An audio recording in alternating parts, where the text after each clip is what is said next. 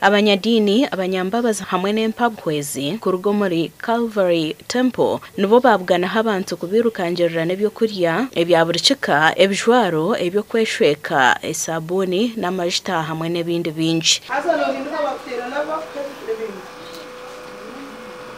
kandi bahiga abaturage abineho okugumana ibijuka abakene n'enshoberwa abantu nibangana abana babo bataryo buhoro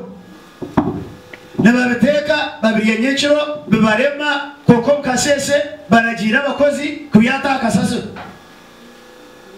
bagarika bateka ntagata bastekera abana babo babakomerenta na y'ibutagata koke mwe babyatagaye akasaso kokari y'umuntu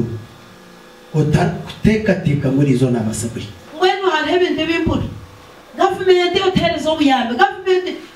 abantu baburijo bayinete bayinesenta account bayine buri kimwe bakukiza nebintu konkata kabasa kujya tukandisa abana bo muntu abari kubasa kubana barara bingi basime kikorwa cyo bumwe obuganza na rukundo omumeringe tariyemwe perezo kunga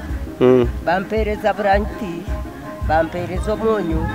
bampereza sabuni sima munonga ibintu bampereza pasitobu kikuru iki ninza kiraba mujye nabwanyuma habaho kushaba ko mutano ahabwo bwabirizi bwo mwaka musya obhwezo obu bwamaraho sente z'ukweshumba obukikuru makumyana gasha kwa Sunday K William ahabwa TV West